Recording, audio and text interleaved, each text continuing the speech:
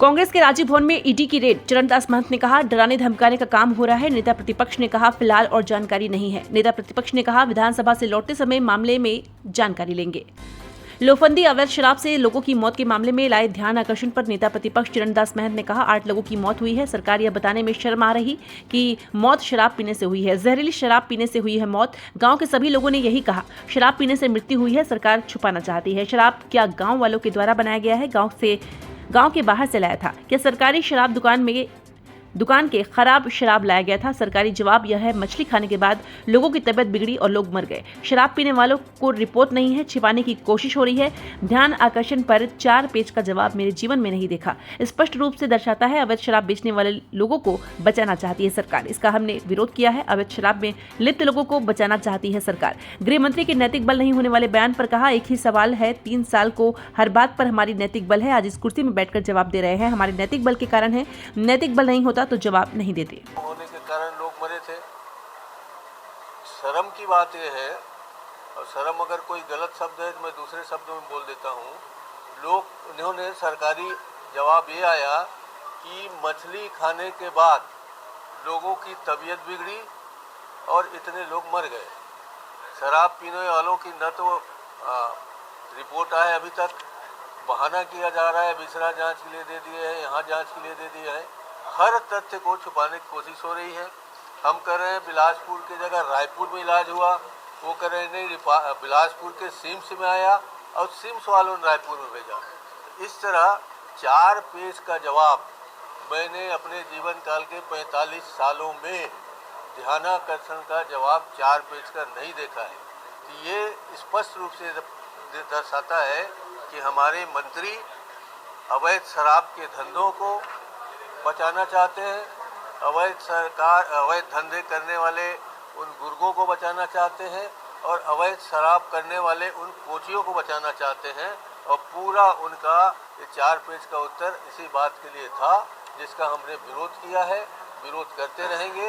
और ये एक छिपाने की प्रक्रिया है जो सरकार अवैध शराब में लिप्त लोगों को बचाना चाहती है। लेकिन आपकी कांग्रेस को लेकर विजय शर्मा ने कहा नहीं था प्रश्न को पूछने का है, जो आज आपने प्रश्न पूछा उस पर उन्होंने कहा कि नैतिक बल नहीं था। कांग्रेस की सरकार में पूछना 3 साल पहले पूछे रहते तो ये और बेहतर होता। ये देखिए, इनके पास तो एक ही सवाल है कि आप 3 साल पहले ऐसे कर दिए होते हम यहाँ नहीं आते, ऐसे कर दिए होते हम यहाँ नहीं आते।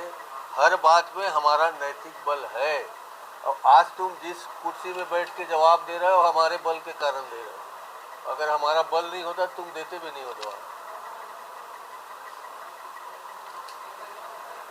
दूसरी बात, आज का जो हमारा क्वेश्चन था, 28 दिन पहले विधानसभा में प्रश्न लगाया जाता है। 28 दिन तक ये लोगों को भारतमाला का जवाब नहीं मिला।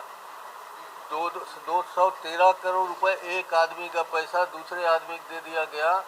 उस पैसे के लिए हेड में पैसे नहीं थे, उस पैसे को दूसरे हेड से करके दे दिया और आपने उस पैसे का उपयोग कहाँ हुआ ये बताना नहीं चाहते। 3 कलेक्टर ने जांच करके बताया है कि न बटांकन हो सकता, न नामांतरण हो सकता, न दिया गया है। उसके बावजूद भी आप ऐसे तथ्यों को छुपा रहे हैं। शहर के पास के, राजधानी के पास के, राजधानी के बिलासपुर के बजाय रायपुर में ही विधानसभा है। उसके बाद भी 28 दिनों तक का जवाब सिर्फ इसलिए आप नहीं दे पा रहे हैं कि आपने विस्तृत प्रश्न किया है।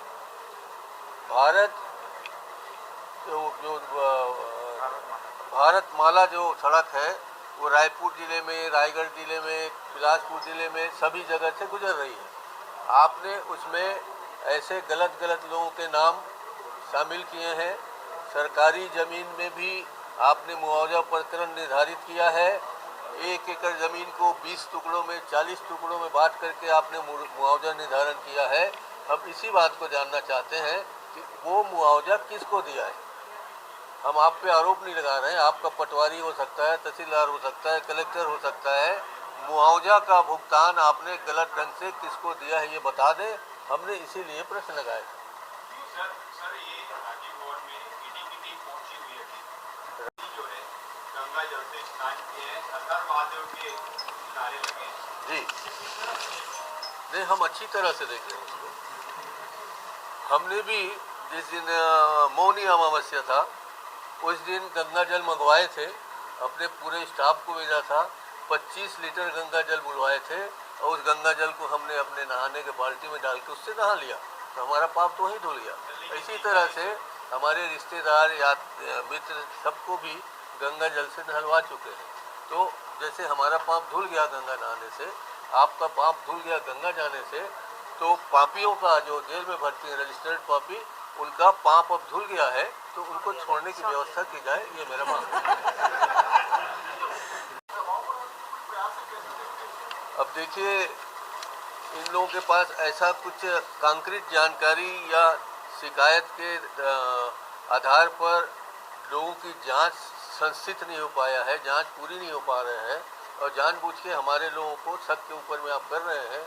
हमारे इसी शराब के घोटाले के नाम से आपने माननीय हमारे लखमा जी को अंदर कर दिया है, उसको कुछ कर ही नहीं पा रहे हैं, कुछ पुलिस उसको जवाब ही नहीं दे पा रही है। तो ये इस तरह जबरन के अपने विरोधियों को प्रताड़ित करने, उनका बल उपयोग करके उनको चुप कराने के जो बातें आप करना चाहते हैं वो उचित नहीं है।